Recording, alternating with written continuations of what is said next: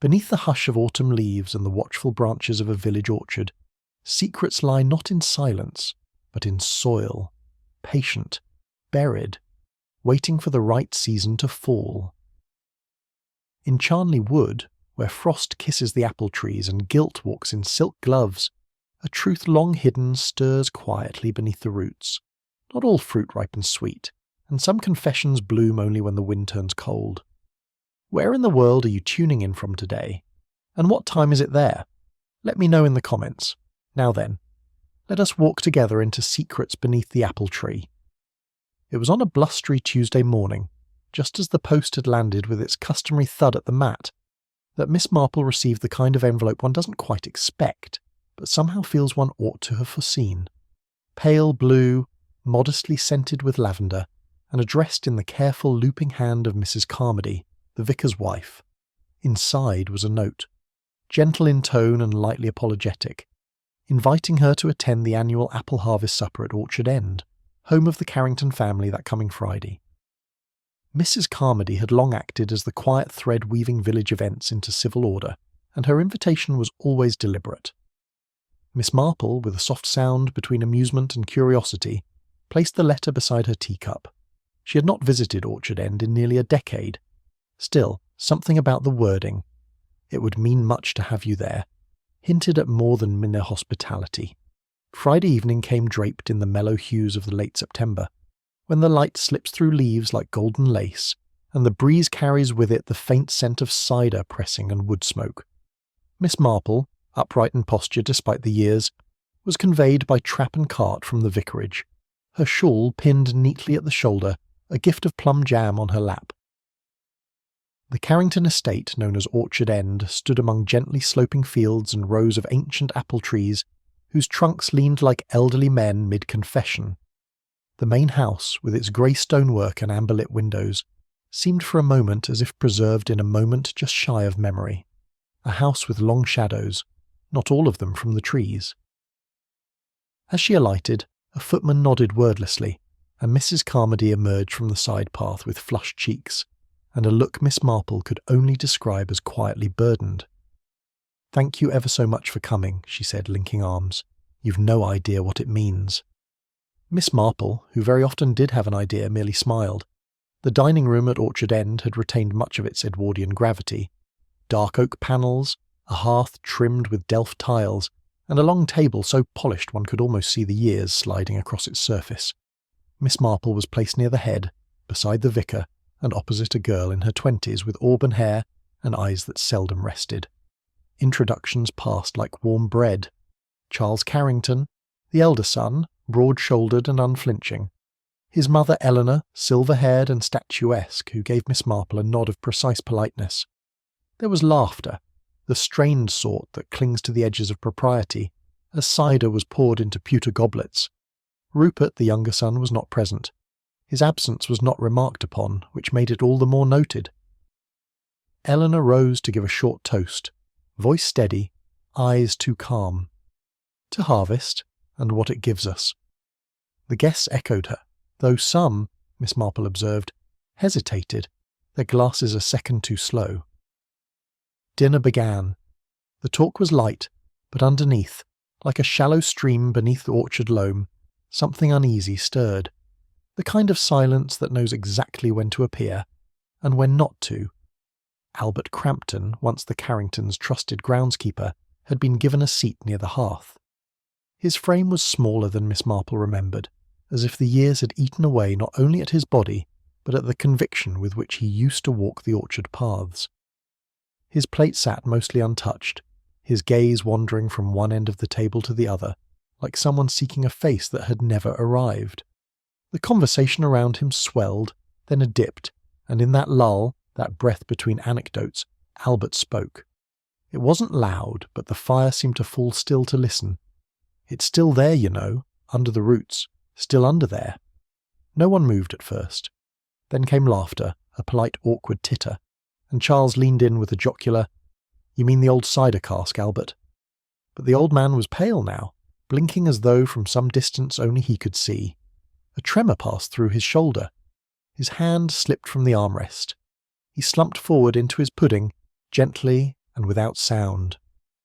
A footman moved swiftly. Eleanor rose. Someone summoned the doctor. And yet amid the concern Miss Marple noticed it, the tension that hadn't started with Albert's fall. What followed was, in its way, entirely English. Concern expressed in murmurs, not exclamations. The doctor arrived within 15 minutes, breathless but composed, and pronounced Albert's state nothing grave, exhaustion, no doubt. He was carried to a guest room with hushed efficiency, and the supper resumed, though it had unmistakably lost its flavour. Miss Marple sipped her cider slowly, observing how the laughter returned too quickly and with too much force. Eleanor's composure was restored like a shawl neatly refolded. Charles took over conversation with the ease of a man long trained to do so. But the auburn-haired girl, a cousin, someone said, sat oddly rigid, her eyes darting from the empty chair to the tree-lined window, as if some thread between them trembled. The younger maid poured tea with a hand that shook just enough for Miss Marple to notice. Mrs. Carmody leaned in to whisper something meant to be comforting, but her eyes, wide and blue, betrayed more than sympathy. They betrayed knowledge. The fire crackled cheerfully, a sound far too bold for the moment, and it was then that Miss Marple, in the soft hush that settles after uneaten pudding, thought again of Albert's words, not what he had said, but the fear with which he had said it. The night wore on with a forced grace, like a party staged beneath a leaking roof. Eventually the guests offered thanks, donned coats, and slipped back into the darkening lanes of the village. Miss Marple, politely refusing the vicar's offer to walk her home, lingered a moment in the corridor. Her shawl now draped over her forearm, she asked quietly after Albert's condition. "Resting," said Eleanor. "He's prone to these spells. Nothing to concern oneself over." But the look Eleanor gave her, steady, flat, final, had the chill of cellar air. Outside, the wind had settled. The sky was thick with stars and the orchard loomed in quiet silhouette. Something compelled Miss Marple, something between instinct and old grief, to drift a few steps past the gravel path toward the outermost tree. There, beneath the knotted limbs and moss-softened roots, the ground felt different. Not in appearance, no broken soil, no sign of digging, but in presence, as though something beneath had once strained to reach the surface and failed. The air was cool but not cold, and yet she drew her shawl tightly around her. She stood a moment longer before returning to the vicarage, the image of Albert's hunched body still vivid in her mind. Some things, she thought, are not buried. They are planted, and they wait. The morning after the supper, the Carrington household resumed its familiar rhythms, though the air held that curious hush that follows a night too full of unspoken things. In the study, the butler, Mr. Hensley, stood with quiet deference as Eleanor Carrington broke the seal on a letter that had arrived with the overseas post. The envelope soft-edged from handling, the stamp foreign and sun-faded. "From Vancouver," she murmured, though her tone carried no surprise, only resignation. Her hands did not tremble, but there was a pause before she read. Mr. Hensley, who'd been in service long enough to read silence as well as speech, waited a beat before clearing his throat gently. "Will you require the blue room prepared, madam?" Eleanor looked up slowly, her gaze distant, unreadable. "Yes, and see that fresh flowers are placed by the window. Rupert dislikes the scent of lilies." It was the only acknowledgement she would offer, but for the first time in years her tone lacked control, and Mr. Hensley, as he withdrew, could not help but think it sounded very nearly like dread. It was just after 3 when the hired motor car appeared at the gravelled bend of Orchard End. It paused momentarily by the iron gate as though the driver, too, hesitated to enter a memory that had grown unfamiliar. Rupert Carrington stepped out in a plain wool coat, his luggage modest, his features weathered but recognisable, not so much by appearance as by the shadow he cast. The stable boy, who had been trimming branches near the west hedge, stilled as an apple branch cracked underfoot, not from the visitor's tread, but from an unseen gust that swept through as Rupert passed beneath the bough. He paused, looked up at the old tree, the central one, the one that even the birds seemed to avoid, and frowned, though not as if he recognised it, more as though it had once been important and now refused to be. The front door opened before he could knock. Eleanor stood there already, immaculate in navy and pearls, framed by the hall like a portrait. "Rupert," she said, not warmly. He removed his hat, and for a moment, just a moment, the breeze lifted the edge of his coat as though reaching for something long forgotten. He did not step forward. Not yet. The drawing-room, where tea had been laid, retained the soft perfume of old books and lemon polish. Miss Marple, who had called upon Mrs. Carmody, and been invited to stay for tea as circumstance would have it, sat near the fire with her knitting. Her fingers paused more than they moved. Rupert had taken the armchair opposite Eleanor. Charles stood near the decanter, pouring brandy instead of tea. The conversation drifted toward the banal: Canadian railways, the surprising mildness of English autumns, whether the orchard had continued to bear the green blush pears. Yet each remark came with a pause too long, a glance too swift. Eleanor stirred her tea without drinking it. Rupert folded and unfolded his handkerchief. Charles watched both like a man calculating not when a clock would chime, but whether it would chime at all. Miss Marple, whose attention was directed entirely at her wool, noticed that no one had once said welcome home. When the silence finally settled, it did so heavily, not like an end, but a pause before an old argument resumed. It was Charles who broke it, though his voice retained its measured cadence. "And what brings you back after all this time?" Rupert's smile was dry. An old house, a name still on the deeds, and a certain fondness for English apples. Eleanor stiffened almost imperceptibly. Charles's lips curled, not into a smile, but a baring of teeth. "There's nothing here for you," he said evenly. "The past has been settled." "Ah, the past," Rupert murmured, stirring his tea now. "So easily spoken of by those who weren't on the receiving end of it." Miss Marple looked up then, not because she hadn't expected tension, but because something in Rupert's tone suggested not bitterness, but weariness, as if the battle he was expected to wage no longer interested him. Charles, for all his upright posture, showed a flicker of something raw beneath his veneer. Perhaps guilt, perhaps fear.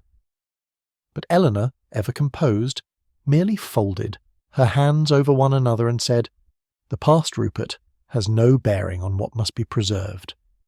Rupert glanced toward the orchard window and said softly, "Hasn't it?"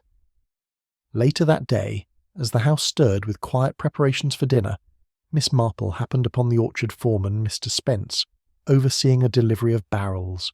He was a man of firm hands and few words, but when Rupert's voice rang out from the upper garden, laughing strangely, Mr. Spence dropped a small box of fittings and blanched. Miss Marple, who had never believed in accidents without cause, stooped to retrieve a fallen bolt. "Bad apple in the lot?" she asked gently. He looked at her sharply, then away.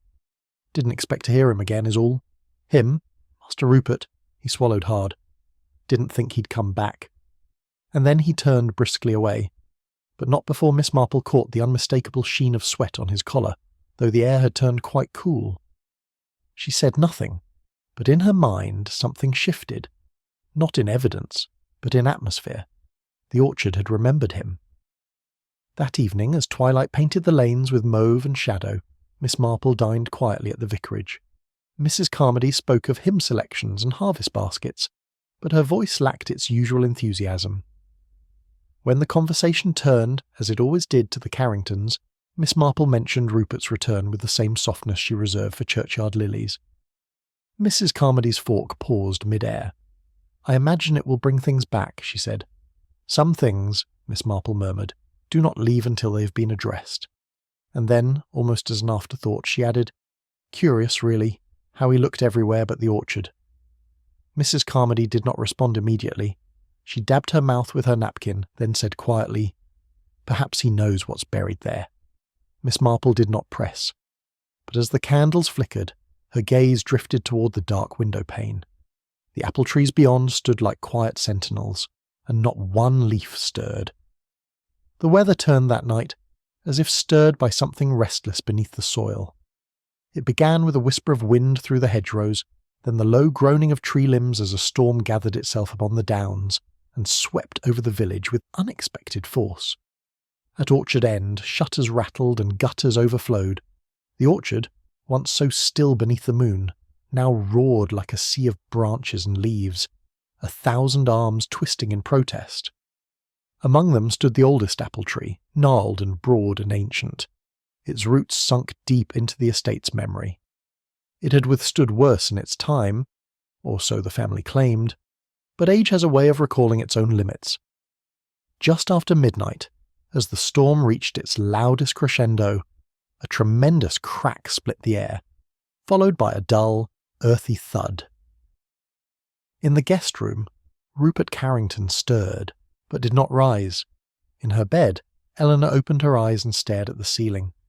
And in the vicarage, Miss Marple, woken by wind and intuition both, rose to light a candle, her mind inexplicably fixed upon the orchard. By morning, the storm had passed, leaving the village glistening and dishevelled, a lady caught in the rain but too proud to admit it. At Orchard End, breakfast was served in silence, the usual ritual preserved like an heirloom behind glass. But outside something had changed. It was young Billy, an undergardener with more brawn than curiosity, who noticed the limb first.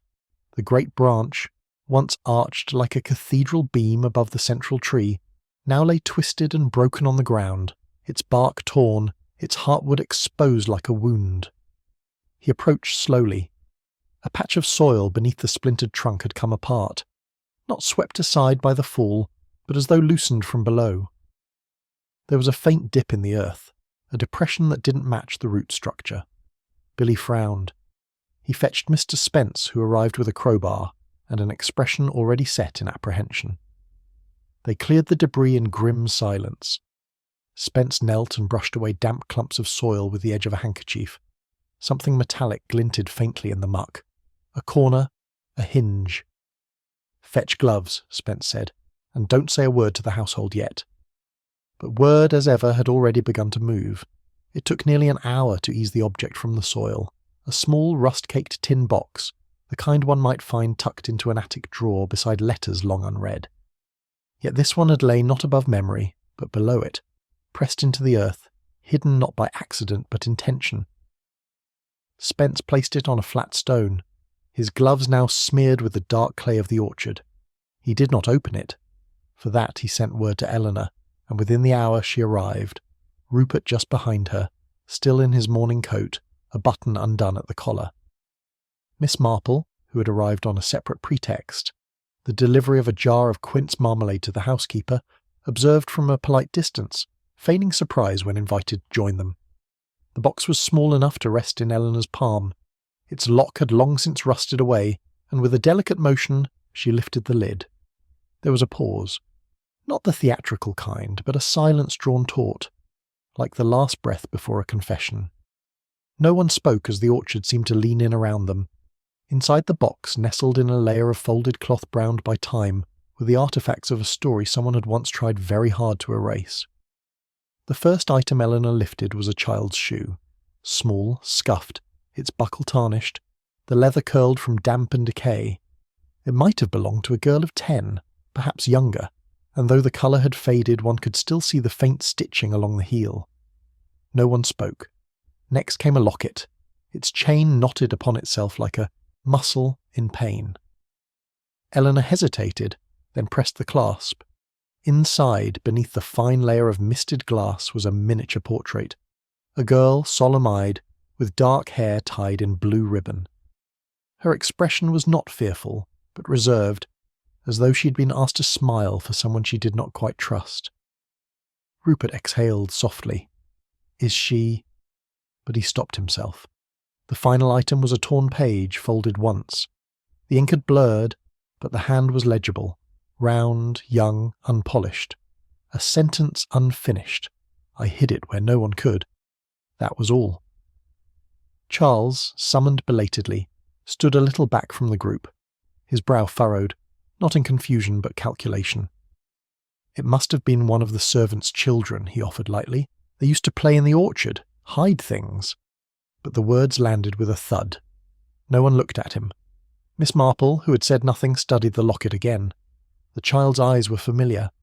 Not in name, not in fact, but in the peculiar way certain griefs are passed from one face to another. "I believe," Eleanor said after a pause too precise to be accidental, "that this is all rather over-interpreted. Her voice was calm, her smile composed, but it was the sort of smile that wavered slightly at the corners, the kind stitched on with years of practice and faint regret. She held the locket delicately between thumb and forefinger, yet Miss Marple noticed the subtle clench of the knuckle beneath the ring. "An old game," she continued, her tone light. "The children were always burying things. Time capsules, they called them. This must have been one such." Rupert said nothing. He watched her with the quiet alertness of someone who had, once, tried to believe her every word, and failed. "Still," Eleanor added, returning the items gently to the box, "it's quite touching. A window into some forgotten afternoon." Miss Marple caught a glance between the brothers, one brief, one bruised. The orchard, now filled with soft morning light, felt oddly colder. Mrs. Carmody had once told her that Eleanor Carrington never lied, not in the usual sense, but simply reworded the truth until it no longer knew itself. Miss Marple, always gracious, inclined her head, but in her mind the child in the locket refused to be just a game. The household dispersed with that curious blend of briskness and denial common to old estates. The box was taken in, cleaned, catalogued as a curiosity, no more, no less. But the orchard, stripped of its secret, remained unsettled. Miss Marple lingered near the garden gate under the pretence of examining a row of Michaelmas daisies, her hands neatly folded inside her gloves. It was then she observed Mr. Spence speaking in hushed tones with the second footman, a youth too young to feign indifference properly. The words were lost to distance, but the glances were not. Both looked toward the house, then toward the orchard, and then, quite without meaning to, toward Miss Marple herself. She offered a pleasant nod. The boy coloured and looked away. Spence, for his part, gave nothing but a terse nod before returning to the tool shed. The brothers, meanwhile, passed one another on the stone path without a word. Rupert's expression was unreadable. Charles wore the kind of smile one associates with lawyers and burial hymns. Miss Marple, who had known many kinds of silence, recognised this one. It was the silence that falls not after a secret is revealed, but when it is almost remembered.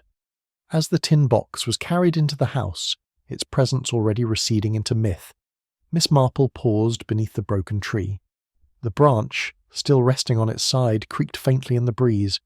Beneath it the exposed earth bore no visible scar, yet she felt the mark all the same, like a bruise hidden beneath lace. She knelt, brushing her hand lightly along the edge of the torn soil. Roots, she thought, had memories. They reached deep, twisting around what they were told to forget, and one of them, this morning, had given up its grip, not out of surrender, but out of refusal. The orchard had spoken, but only in part. She rose, brushing off her skirt, and turned back toward the house. The real story, she knew, had only just begun to push through the surface, and it would not be buried again.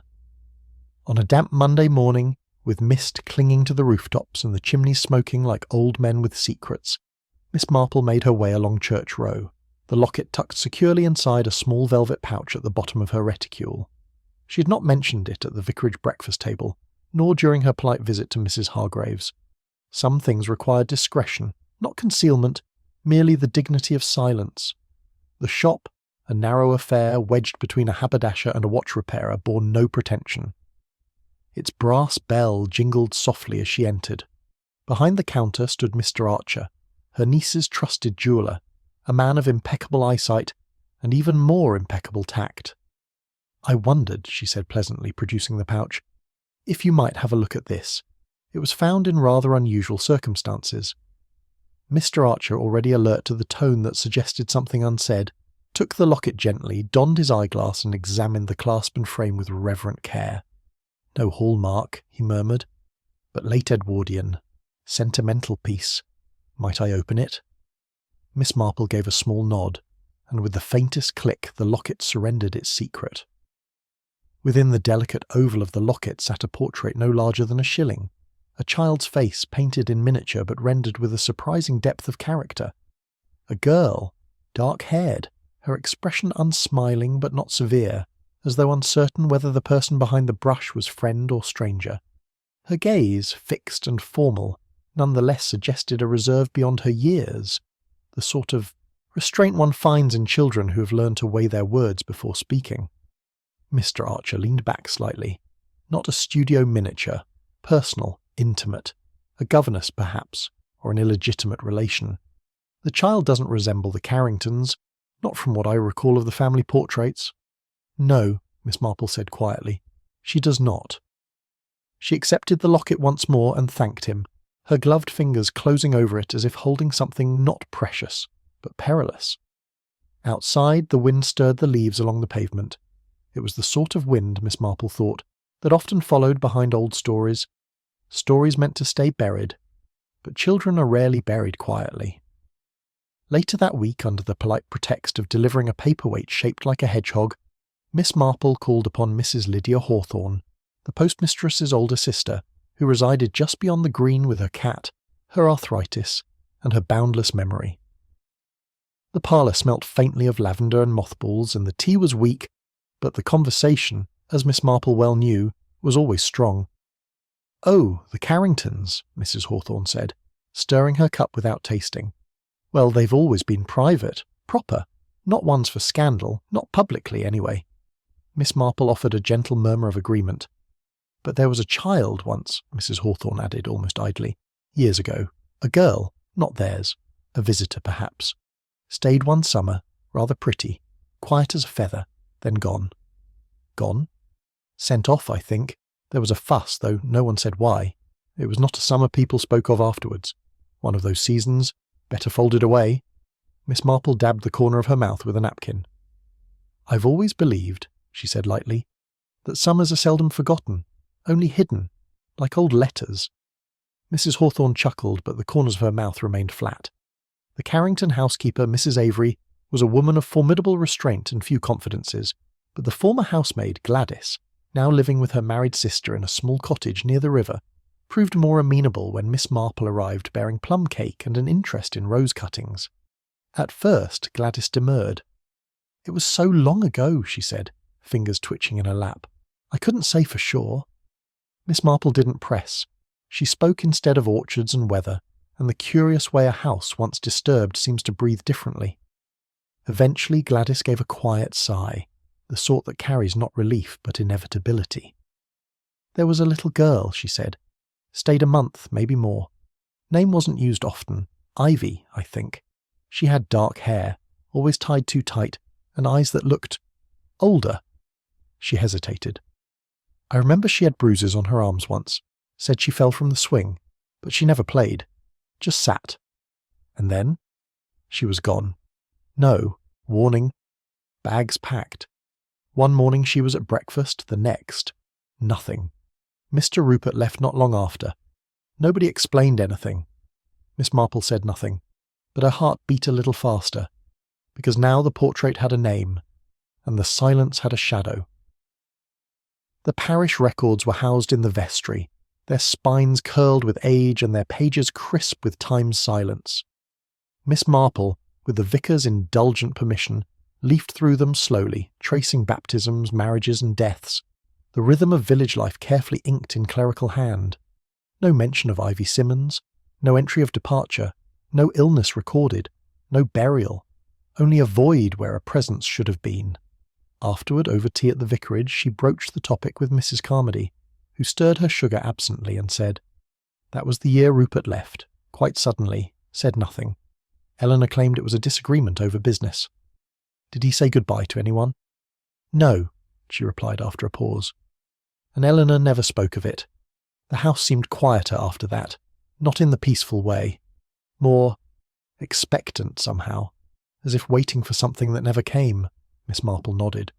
She could feel the threads now, faint, frayed, but pulling toward one another.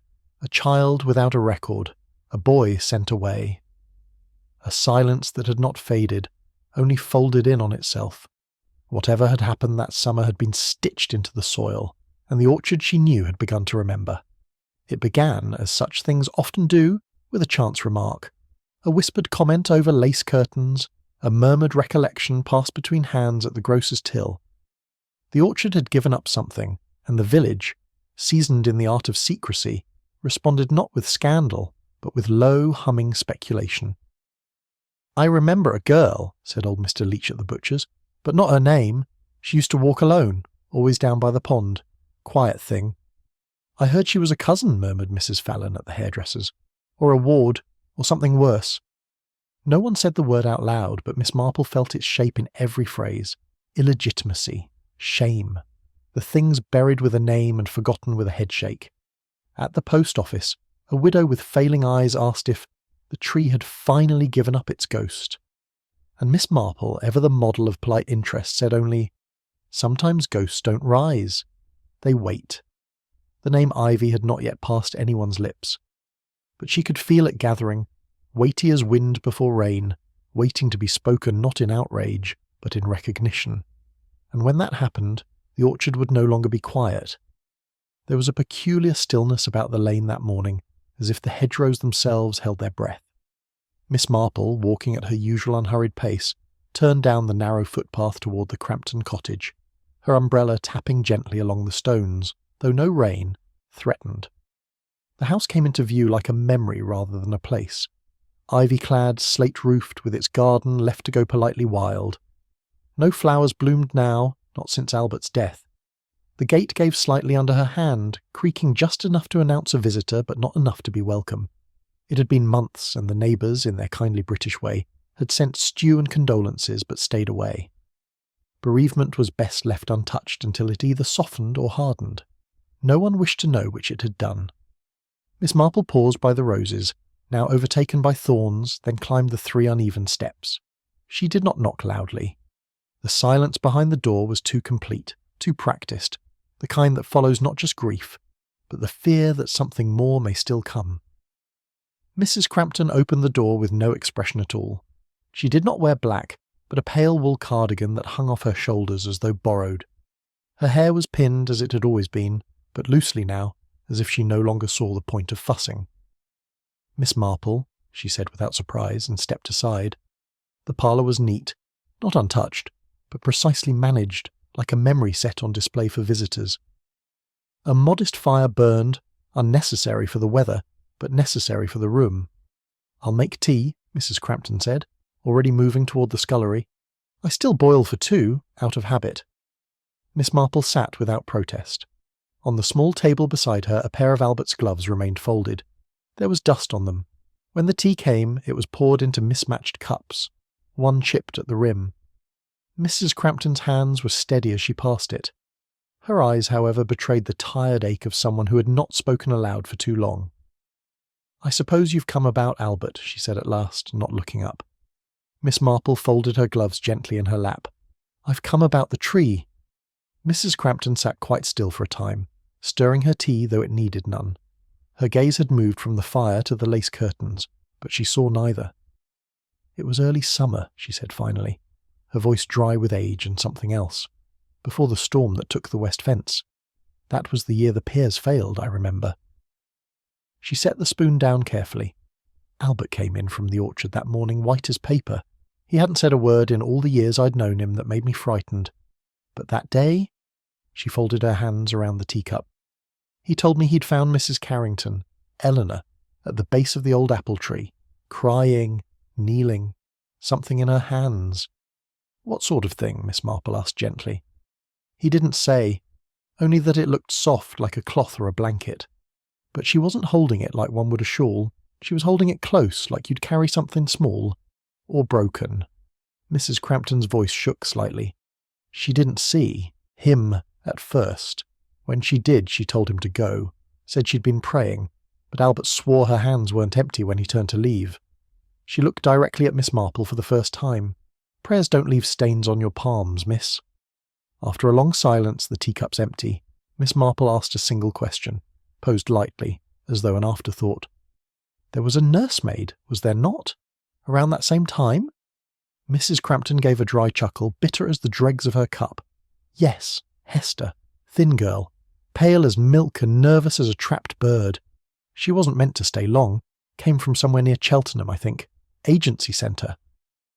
She was young. 18, perhaps. Never said much, but she watched everything. That was her trouble." Miss Marple tilted her head. "And what became of her?" "She was gone overnight." Mrs. Crampton leaned back, her shoulders pressing into the fabric of the armchair. Albert said he came into the kitchen one morning and her things were already packed. No goodbye, no address left. Just a note for the housekeeper. Something about being needed at home. And the family? They didn't say a word, as if she'd never been. But she'd been in the orchard that same week. Saw something. I'm certain. Miss Marple touched the rim of her cup with one finger. Sometimes people aren't sent away because they're in the way, but because they've seen too much. Mrs. Crampton nodded slowly. That's what Albert thought too. The fire had burned low by now, casting long shadows across the rug. Mrs. Crampton rose without sound and disappeared into the adjoining room, a small study that had once belonged to Albert. Miss Marple heard the soft thud of a drawer, the faint rattle of something metallic, then silence. When the widow returned, she carried a flat wooden box with a broken clasp. "He never let me touch this drawer," she said, placing it on the table. "But after he died, well, what harm is there in secrets when the man keeping them is gone?" Inside, among old receipts and a rusted pruning blade, lay a folded piece of paper. It was yellowed with time, brittle at the edges, and bore a single line in Albert's neat, cautious script. July 1913. Beneath the Carrington tree. There was no further explanation, no signature. But the date, the specificity, the very careful hiding of it, spoke volumes. "He wrote that after the orchard was replanted," she whispered. "But he never spoke of it again. Wouldn't even let me bring in apples from that tree." Miss Marple ran her fingers along the ink. "Sometimes," she said softly, "a man buries the truth in a drawer because he knows the earth cannot keep it quiet forever." Outside, the wind had begun to rise, brushing against the windows in slow, sighing movements, as though the house itself were growing weary. Mrs. Crampton sat back in her chair, arms folded now, not against the chill, but against memory. Albert never stopped walking that orchard, even in the rain. Especially in the rain, I think. Said it spoke louder then. He believed something was buried. Not a thing, she said. A wrong, a silence. That's what he called it. Said the tree had grown twisted for a reason. She paused, her voice barely a murmur. He'd look out sometimes and say, "It's not done with us yet, Bet.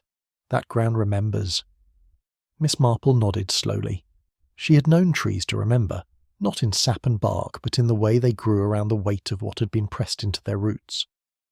Mrs. Crampton turned her gaze to the embers. Albert wasn't afraid of much, but that orchard, it made him quiet. And he was never quiet, miss, not even when we argued. Miss Marple rose, her fingers light on the chair back. Perhaps then the orchard has been waiting for someone to speak for it. At the door, as Miss Marple pulled her gloves back on with delicate precision, Mrs. Crampton hesitated. The silence between them had been long, but it had not been empty. As Miss Marple stepped down the crooked stone path, the widow called after her, not loudly, but with the weight of something long held. "Miss?" She turned. Mrs. Crampton's eyes were sharp now, not dimmed by grief, but lit by something ancient. "Don't trust the old ground," she said. "Some things don't stay buried forever." Miss Marple inclined her head. Nor should they, perhaps. And with that, the gate creaked shut behind her. But the word stayed with her, not as warning, but as promise, because she too had begun to believe the ground was remembering. Miss Marple believed in the power of tea, sponge cake, and conversation, especially when offered with an appearance of innocence. It was, after all, a tactic honed over years of village observation, and this morning it took the form of 2 notes, penned neatly in her sloping blue-inked hand. The first was addressed to Mrs. Eleanor Carrington of Orchard End, inviting her to a modest luncheon at the vicarage to discuss the Harvest Committee's future. The second was to Mr. Archibald Finch, a retired solicitor turned historian known for his fondness for ancestral gossip and his delight in a minor scandals long buried beneath coats of arms. Both notes were written carefully, with no mention of locket, orchard, or girl. But Miss Marple had chosen her words with the precision of a dressmaker cutting lace, not for what they said, but for what they gently suggested. She sealed them with small wafers of glue, smiled softly, and laid them on the tray by the front door. She had not set a trap precisely, but she had laid out the invitation to memory, and was now quite prepared to see who dared sit down at its table. The vicarage sunroom, warmed by early autumn light and faintly scented with furniture polish and lemon geranium, had been arranged, with gentle deliberation. Miss Marple had set out her best lace-edged napkins. The cucumber sandwiches were thin and curling at the edges just so, and the sponge cake, baked with her own hand, sat under its glass dome in cheerful anticipation. 3 chairs had been drawn up around the wicker table, their positions angled with conversational ease. To the casual observer it was a simple midday gathering. To Miss Marple it was theatre, the kind in which the audience revealed more than the actors. Eleanor Carrington arrived first, her hat immaculate and her manner polished to a gleam. She smiled with just enough warmth to suggest tolerance. Mr. Finch followed, tweed-bound and eager, armed with a folder marked Land Deeds, 1860-1922, in pencil. Miss Marple greeted them both with the usual flutter and charm. Her knitting basket sat by her feet, untouched, and from the moment they sat down she observed them not as friends, but as pages waiting to be read aloud. Mr. Finch once prompted with nothing more than, "I believe Orchard End is quite old, is it not?" launched into his recollections with the enthusiasm of a man unbothered by discretion. Oh yes, dates back beyond the glorious Revolution. Carringtons had a claim since before enclosure laws. Interesting family. Had their rows, of course. Don't they all? Boundary disputes, inheritance delays, and one case, I say this with respect, of questionable paternity involving a stable hand and a niece visiting from Bath. Eleanor sat, cup in hand, the very image of dignity, but Miss Marple, glancing through her spectacles over a teacup's rim, caught the subtle way her guest's index finger gripped the porcelain. "Nothing scandalous ever reached court, mind you," Mr. Finch continued. "Most things were handled privately, gentlemen's arrangements, quiet removals, the child sent to an aunt, that sort of thing." He chuckled amiably, slicing a sliver of sponge cake. "Of course," he added, "none of this appears in the official genealogies. One learns to read between the names." Miss Marple smiled pleasantly but said nothing. The sun had shifted, casting longer shadows on the rug, and as Mr. Finch carried on, Eleanor's silence had become not casual, but constructed. The shift, when it came, was as light as the brushing of crumbs from a skirt. Miss Marple, with her soft-voiced curiosity, guided the conversation from land to legacy, from names to those who had none. "It's odd," she mused aloud, slicing into the second sponge, "how many children passed through the great houses read and were never spoken of again. Little cousins, poor relations, nursemaids' charges, they came and went like shadows." Mr. Finch nodded. "Indeed, the family tree always had more roots than branches, if you take my meaning. But names," Miss Marple said, "are hard to keep buried, especially those given in quiet haste and then forgotten." "For appearances," Eleanor did not respond. Her cup had not been touched in some time. Her lips, once carefully tinted, had paled. Miss Marple turned her gaze toward the orchard, just visible through the glass. "Sometimes I think the trees remember names better than the people who planted them." There was a stillness now, not from politeness but from discomfort. And in that silence, Miss Marple knew they had reached the edge of the name no one wished to speak. Ivy. It was the smallest of gestures, but to Miss Marple it rang louder than any spoken word. Eleanor lifted her spoon, then lowered it. It struck the saucer twice. A delicate, nervous tick disguised as etiquette.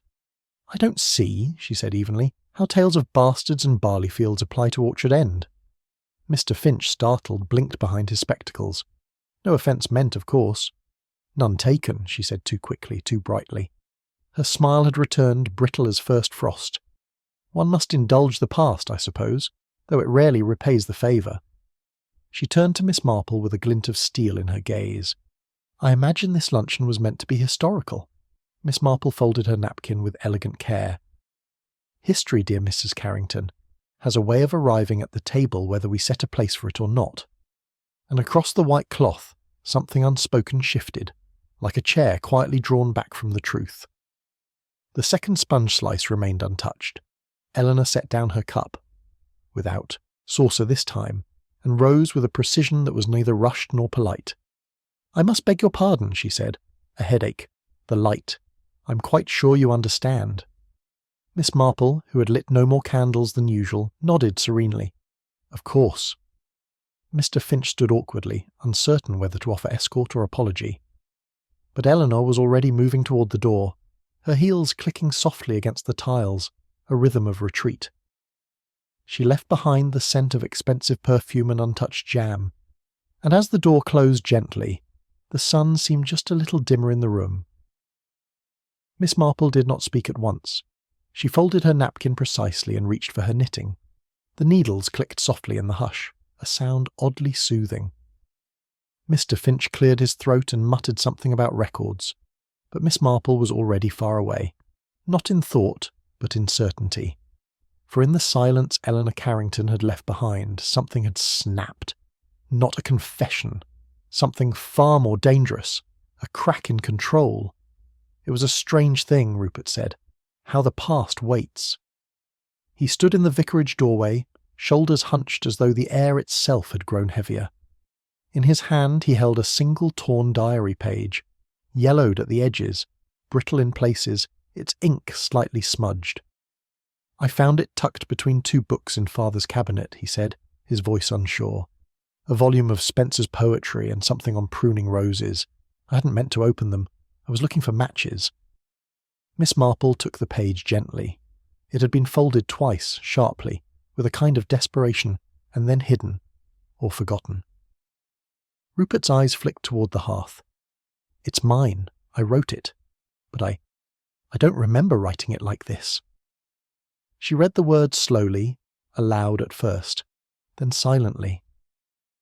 It was not the writing of a careless youth. It was the writing of someone who had seen something he could not bear to forget, and could not permit himself to remember. She folded the page along its original crease, and something deep in her mind stirred. The diary entry was dated August 1913, the summer Rupert turned 17, the summer the apples fell early. Ivy came to the orchard again. Her hair smelled of smoke and ink, and she had bruises on her arms. She wouldn't say who gave them. I think she was afraid, not of me, of someone in the house. I heard the doors slam later. I wanted to call after her, but no one ever said goodbye that night. The lines ran with a peculiar urgency, as though written under pressure, scratched with ink that dried too fast. There were places where the nib had broken the paper's surface. Miss Marple, seated beside the fire, read the passage a second time. She could see it vividly. The girl with hair like ink, bruises like thumbprints on soft fruit, and a silence that rang louder than screams. "She was here," Rupert said. "She stayed with us. But I don't recall her going, nor coming," Miss Marple murmured. "And that, I think, is the point. Some names pass quietly through a household, but some disappear as though swallowed whole."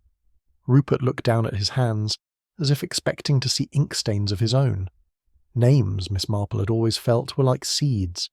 Some took root, grew into recollections, invitations, engagements. Others withered before they ever saw sunlight.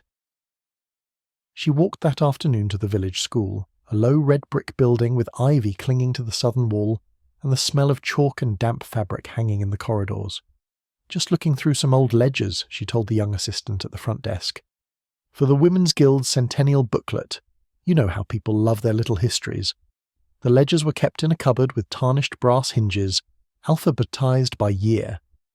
Miss Marple found the one marked 1913 and ran her finger down the columns. There it was, in smaller, untidy script. IVS, no surname, no birth date.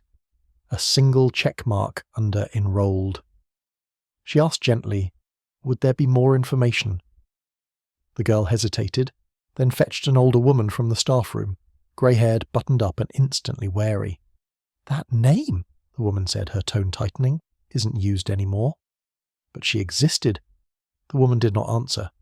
She simply closed the ledger slowly, as if tucking something back into darkness. They sat in the school staff lounge, a room that smelled of tea, old radiators, and the frayed comfort of habit. Miss Marple stirred her cup slowly, letting silence draw out whatever might otherwise be withheld. "I was in training back then," the secretary finally said. "Still learning the filing system, ink pots, that sort of thing. But I remember her. Black-haired girl. Quiet." "Ivy Simmons?"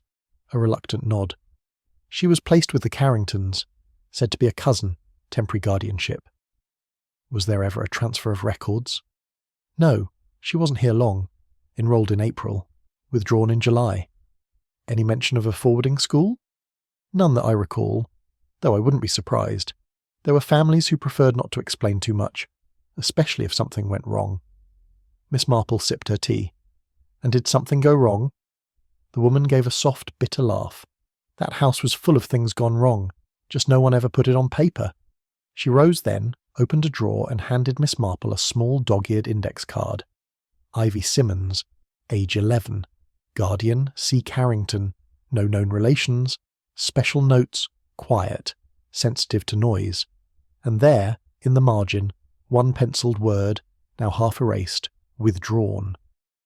The church office was draughty, its stone walls holding the chill of every winter that had passed since the register was first opened. Miss Marple, wrapped in her grey shawl, turned the pages with reverence, the vellum brittle beneath her fingertips. There were births, baptisms, deaths, each name carefully inked, each date aligned in neat columns, but there was no Ivy Simmons, not in the register of the dead, not in the notices of transfer, not in the records of burial plots purchased, or even cremation notices filed in error. She double-checked the month, July 1913. It was the same month Eleanor Carrington had taken over hosting the harvest tea. The same month Rupert had written about bruises and slamming doors. Miss Marple closed the register with quiet finality. Death, when official, left traces, a fee, a date, a line in a book. But there was nothing, not even a whisper. And yet, the girl had vanished. To vanish so completely, she thought, one required either mercy or malice, or both. The orchard had always seemed to Miss Marple a place of peculiar memory, warm and ripe in summer, yet shadowed by something older than seasons. She walked now beneath the crooked boughs, the ground soft beneath her shoes, and the air thick with the scent of fallen fruit turning to cider. It had been the year the harvest came early, the villagers often said, July instead of August. Apples tumbling down before their time, bruised, bird-pecked, unsettled. And Rupert had left for Canada that September, still raw from some invisible grief, though he'd spoken only of adventure. Miss Marple paused near the largest tree, its trunk mottled with moss. That year people had said the trees had overproduced, that they had been restless, too full of weight they could not hold. And yet, no one had wondered if the apples fell early, because something else had already fallen. Or someone. She knelt, pressing a hand to the gnarled bark. The roots had grown deeper since then, but truth, she knew, had its own seasons. The wind stirred softly through the orchard, rustling the leaves like whispered names long denied. Miss Marple stood still, the diary fragment folded in her hand, its ink now etched deeper in her memory than on the page. Bruises, she thought, not only on skin but in memory, in silence, in records left blank on purpose. There had been a girl here, a child named Ivy. She had not died officially, and yet Miss Marple was certain. Beneath the bark of this place someone had buried her truth, and feared its roots. It was just after dawn when the news reached the vicarage. A knock at the door, a whisper through the keyhole, a note passed from gloved hand to gloved hand. Albert Crampton, retired groundskeeper and known walker of the orchard, had been found in his chair, head tilted as though listening to some distant tune. His teacup still sat beside him on the small table, steam not yet entirely gone, as though he had risen only to fetch another biscuit. Miss Marple, who had been setting out bread for the sparrows, paused with her hand on the sill. She had never known Albert to miss a morning stroll. He was a man of habits, sometimes gruff, but steady as an old gate latch. When she arrived at the cottage, the villagers already clustered outside in low murmurs. The window curtain had been drawn back just enough to show the empty chair and the small table. It was not grief that quickened her heart as she approached. It was the knowledge that sudden deaths in quiet houses seldom began suddenly at all. Inside, the doctor was already packing his bag, his expression composed, his verdict rehearsed. A stroke, he said, his voice brisk as though reading from a script. Not uncommon at his age, especially in this damp weather. He had been overwrought, I gather. Miss Marple inclined her head. Overwrought, she repeated softly. Argued with someone recently. Quite the scene, I'm told. Nothing to trouble ourselves over now. He closed the bag with a snap. There's no need for an inquest. Natural causes. It was too quick. Too neat. She had seen too many village dramas tied up with such haste. A verdict convenient to the living, not necessarily to the dead. As he moved past her, she noted a faint tremor at the edge of his lip. Not of guilt, but of discomfort. Doctors, she knew, liked tidy endings. She glanced at the teacup by the chair, and still warm, still fragrant. The way Albert had once stood by the orchard gate, looking at roots no one else wanted to see. Natural, she murmured, but not necessarily. "Shall we clear the things, miss?" asked a timid neighbour, already reaching for the tray. "No, thank you," said Miss Marple, her tone mild but leaving no room for discussion. She lifted the cup herself, turning it slightly, the dregs swirling faintly at the bottom. It was not the smell of ordinary tea that reached her, not exactly. There was something sharper, bitterer beneath the sweetness. She slipped the cup back into its saucer and set both inside her knitting basket, tucking them beneath a skein of soft blue wool as though hiding nothing more than a bit of mending. She would take it discreetly without fuss. It would be remarked on later as one of her harmless oddities. That old lady and her basket. But her eyes, when they lifted, were not harmless at all. She straightened, her gloved hand resting briefly on the back of Albert's empty chair. "Best leave the room as it is," she murmured. "Sometimes a room will tell its story if we give it time." And she walked out quietly, the basket light in her arm, though it now carried a man's final moment. It took only a day to arrange the quietest of tests. Miss Marple, with the discretion of a parish flower arranger, sent the teacup to a former hospital nurse she had once helped with a small matter of misplaced reputation. The answer came back the next morning, written in a careful, unsensational hand, digitalis present. Foxglove derivative. Miss Marple set down the note with no outward reaction, though inside she felt the small cold click of something sliding into place. Foxglove, a plant abundant in the hedgerows, beautiful and deadly, known to gardeners and apothecaries alike. Albert Crampton had not died of a stroke. He had been silenced. She remembered his muttered warning at the harvest supper. The thing still under the roots, had he threatened to speak. Had someone feared he might unearth not only a tin box but a truth? She refolded the note, placed it back into her knitting basket, and looked out at the orchard beyond the vicarage window. The trees were heavy with late apples. Some poisons, she thought, were prepared not in haste but cultivated. Like secrets. It did not take long for the story to surface. Villagers, always reluctant to gossip about the living, found it easier once someone was dead. "Yes, there was a quarrel," said Mr. Jory at the post office. "Heard Rupert raising his voice 2 mornings ago, out by the orchard wall. Sounded like a row about something unfinished." "Albert said too much," murmured Mrs. Fenn at the shop.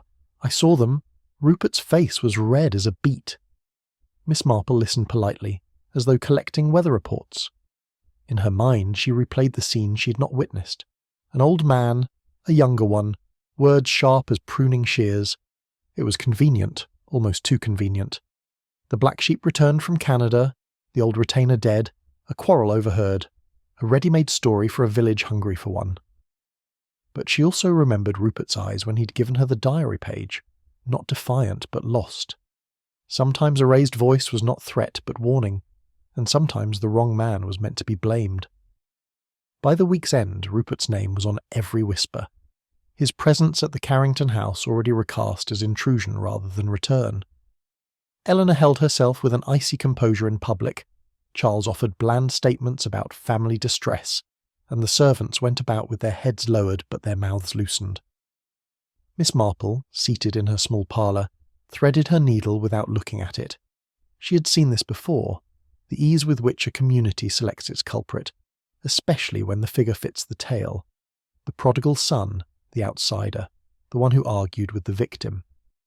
Yet she had also seen the flicker of relief in the Carringtons' faces, subtle but unmistakable, as Rupert's name took root in the village murmur. Relief not born of grief, but of reprieve. She thought of Eleanor's spoon tapping the saucer at the vicarage, of her abrupt retreat before the scones. She thought of Charles's tight smile, of Mr. Spence's pallor at hearing Rupert's voice across the orchard wall. It was not Rupert's disgrace she sensed at work, it was someone else's protection. And protection, Miss Marple knew, could be the quietest kind of confession. That evening she walked once more into the orchard. The light was fading, the branches mottled with shadow, the air damp with the sweetness of fallen fruit. She paused near the oldest tree, its roots sprawling like veins across the earth. Not all poisons came in a cup. Some were brewed in silence, in decisions made long ago, in the pruning of a branch before it could bloom. Albert had been silenced, but there were others, children, servants, innocents, whose voices had been cut away more completely, until only the orchard remembered them. She rested her palm against the bark, feeling its roughness under her glove. Secrets, she thought, were like seeds. You may plant them deep, but the roots will always find the surface. Some truths were ripening now, heavy as fruit about to fall. And Miss Marple, standing in the hush, knew she was very nearly at harvest time. The hour was softening into dusk when Miss Marple made her way once more to the orchard. The path was familiar beneath her feet, a thread worn by habit and reflection. But this evening it felt changed, as though memory clung to the trees like mist. Above her, the apple tree's limbs stretched out against the fading sky, its torn branches jagged and sharp, like broken ribs around a heart too long shielded. The apples were mostly gone now, some fallen and bruised beneath the mossy roots, others plucked and baked into memory. She paused beneath the oldest tree, where once a child had knelt and drawn shapes in the dirt with a stick. The air carried the faint scent of damp leaves and thyme. Miss Marple's hand, gloved and steady, rested on the bark, cool now with evening. This was where truths had been planted, carefully buried beneath civility and silence. She didn't speak. She simply waited, as she always had, for the earth to release what it could no longer hold. The sound of footsteps came not from behind, but ahead. Eleanor Carrington stood in the clearing as though she had never left it. Her posture was composed, her hair arranged with deliberate grace, but in her eyes was the weary acknowledgement of a woman who had finally stopped fleeing. In her hands she held a pair of gloves, not yet worn, not yet dismissed. She turned them over slowly, as one might examine a keepsake one no longer deserved. "I thought you might come," she said, without greeting. Miss Marple inclined her head gently. The orchard remembers more than it ought. A silence stretched between them, neither awkward nor hostile, merely filled with the breathless hush of two women standing at the edge of something long denied. Eleanor's lips parted, then closed again, but her eyes, fixed on the soil, betrayed the confession unspoken. Miss Marple stepped forward, her voice as soft as the twilight, yet certain as morning. "There's someone we must talk about. Ivy Simmons." The name, spoken in the hush of the orchard, seemed to fall like a stone into deep water, soundless at first, but sending ripples through the air between them. Eleanor did not flinch, nor look away, but her fingers tightened around her gloves, the knuckles paling as if to contain the tide of what memory might unearth. Miss Marple watched her with that gentle, penetrating gaze known to those who'd underestimated her. Not interrogative, not accusing, but simply knowing, the way one might look at a vine grown wild, understanding how long it had been left to twist. She wasn't forgotten, Miss Marple said, only buried beneath kinder names. Ward of the family, orphaned girl. But you knew her far better than that. Eleanor let out a breath, long and slow, the sound more aged than her voice. She looked like him, she murmured, not when she first arrived. But as she grew, every day it became more obvious. The sky above them darkened slightly, as if drawing a veil over a truth long hidden. "She called me Aunt," Ellen said, "but I was never anything of the sort." "Ivy's mother died the summer before the war ended," Eleanor began, her voice low, her gaze fixed somewhere far beyond the orchard. "A fever, I believe. Charles never named her, only sent word that there was a child, a girl, alone." She paused, swallowing hard. "He called it a terrible misjudgment, not a betrayal, and he begged me, you see, begged me to take her in." Miss Marple listened, her expression still, her heart already anticipating the shape of the grief to come. "So we told the village she was a cousin's orphan," Eleanor continued. "I arranged a wardrobe, invented her schooling, wrote letters from a fictional guardian in Devon. The lies came easily. Too easily, I think. She was 7 when she arrived, timid, pale, but she learned to smile, to speak in proper tones, to curtsy to strangers. Her voice cracked. And yet, she had a quiet stubbornness. She would sit under that tree for hours, drawing or reading or simply watching. She had Charles's hands, the same long fingers. It unsettled me. She looked up at last. It wasn't hate, Jane. It was something quieter, like shame, and fear that she would bloom into something I couldn't deny. One afternoon, Eleanor said, her voice catching slightly, I came in from the garden and found Ivy crying on the stairs.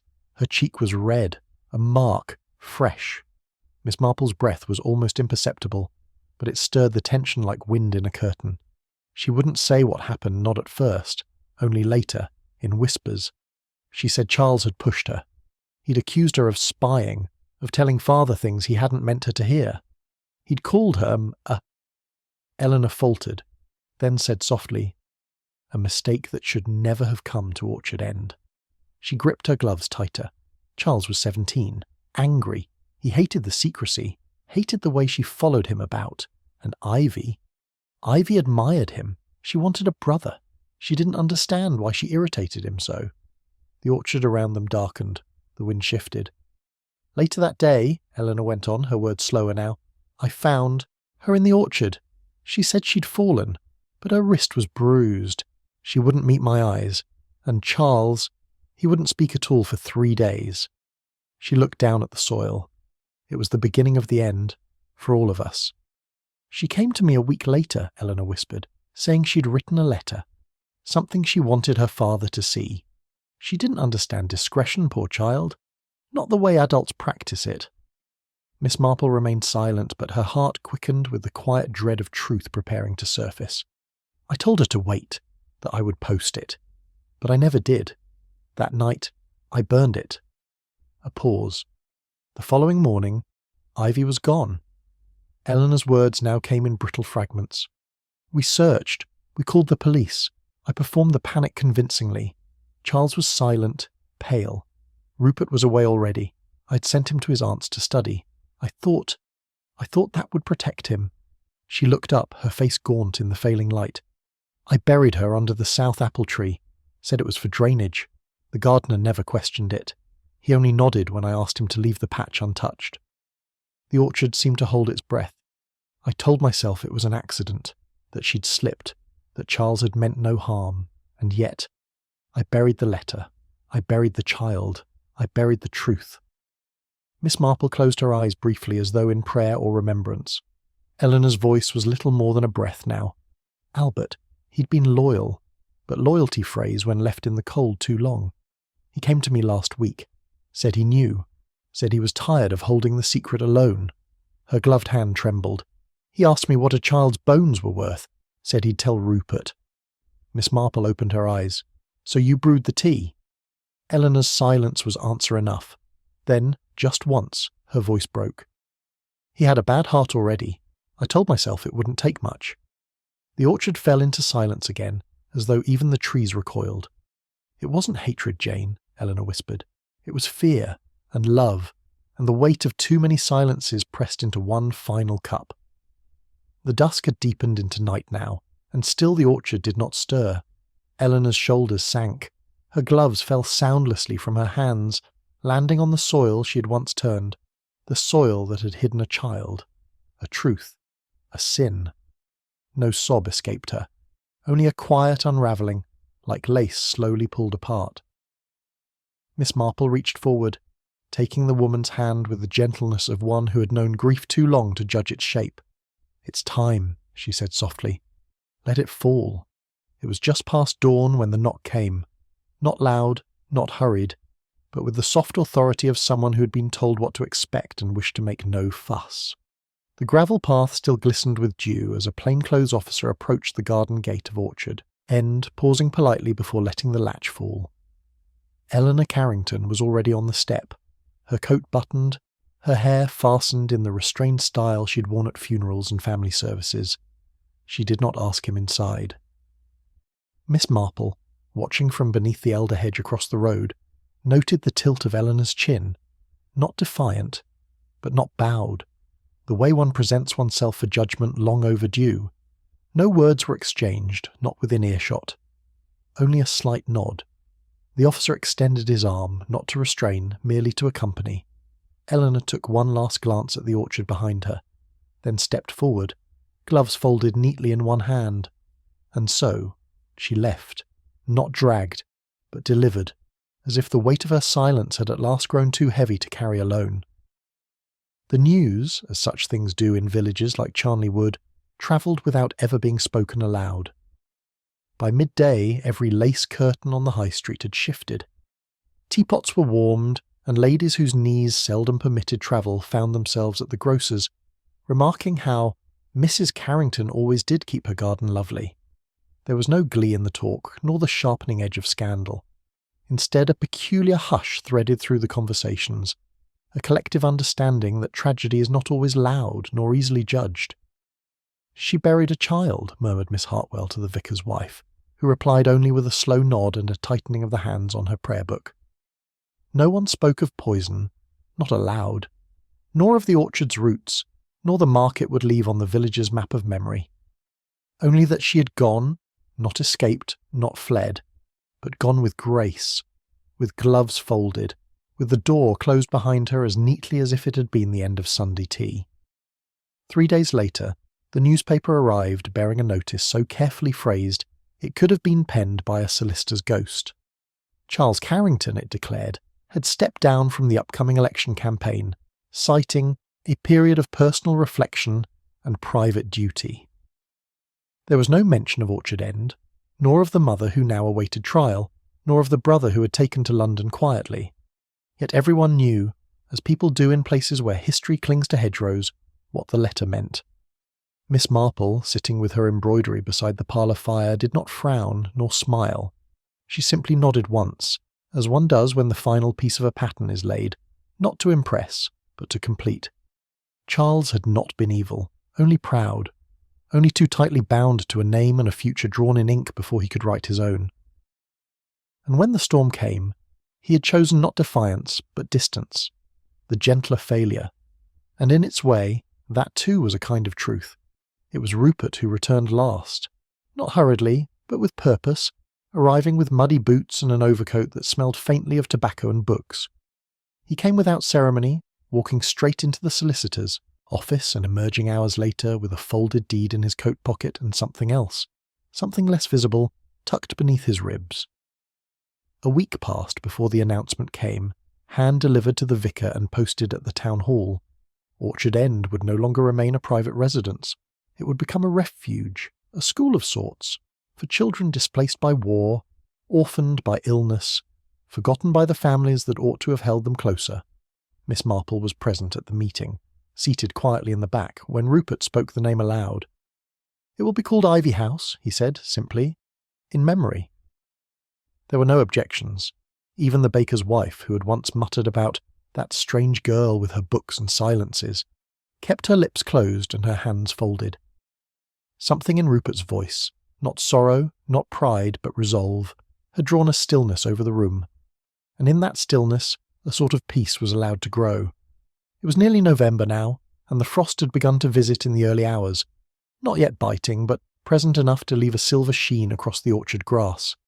Miss Marple walked the path alone, her shawl wrapped high around her shoulders, her steps slow and deliberate. Leaves had fallen in twirls and clusters, and beneath them the earth was dark and quiet, like a letter folded many times and finely sealed.